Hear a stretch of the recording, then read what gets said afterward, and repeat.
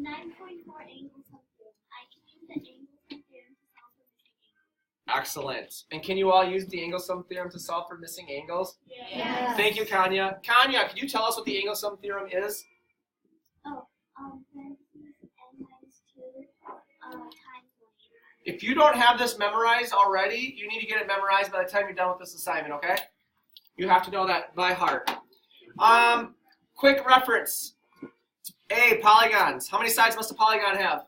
3 or more. 3 or more. And what must be true of the sides? These are closed. They must be closed. Is a circle a polygon? No. Where are the interior angles of a polygon?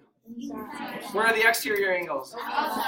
So if you look at 3A, you can see the difference between interiors and exteriors. Did we talk much about exterior angles? No, we did nothing with exterior angles. Part of the homework assignment has exterior angles on it, but I'm not going to assign you those problems because I don't care about them yet.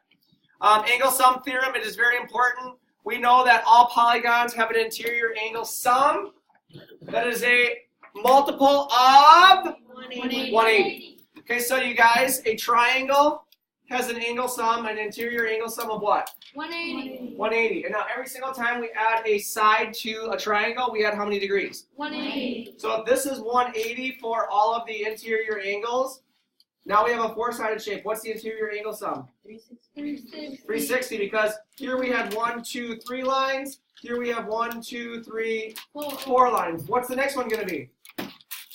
540. 540. And what shape has five lines? Pentagon. Remember, I'm bad at drawing them, so I always just draw a house. Okay, got it? Cool. Hypotenuse, leg, and leg. This is a right triangle. We again didn't do much with this. This is just for reference. Hypotenuse is opposite the right angle, and legs make up the right angle of a right triangle. Awesome. Number 7 is the epitome of what we did for this entire lesson. I give you triangle A, B, and C. Everyone see triangle A, B, and C? In order for you to figure out what the missing angle is, angle A, because the question is, show your work to find the measure of angle A, you need to know how many degrees make up this triangle, right? I know you all know that already, but I make you show your work anyhow, just for fun.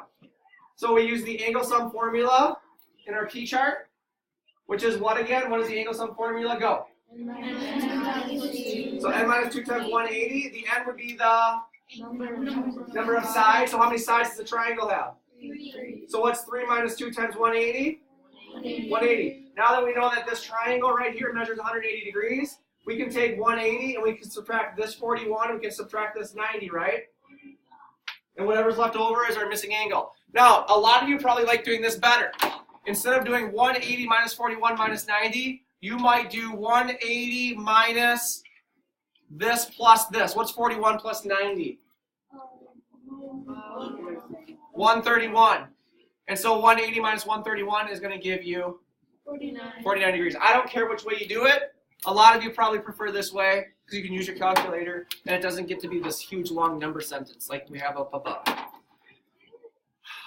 Number 8, another example. Ooh, by the way, what kind of polygon is this? It has equal sides and all angles are congruent.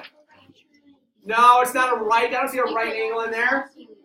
What kind of triangle is this? What kind of polygon is this? I just told you. Equilateral. It is a regular polygon. Remember that? So you're right. It's an equilateral, but it's also a regular polygon or a regular triangle. Number 9 shows angle sum. Number 10 shows angle sum of a 15-sided shape. And then number 11. How many side shape is this? 7. 1, 2, 3, 4, 5, 6, 7. So we did our work here to find out what the angle sum was, which is 900 degrees. And then we took what we know, this one, and this one, and this one, and this one, and this one, and this one. We added them together, and we got what? 130. We got what? 730. And we subtracted it from our total angle sum, and x would be 170 degrees. Cool? Yeah.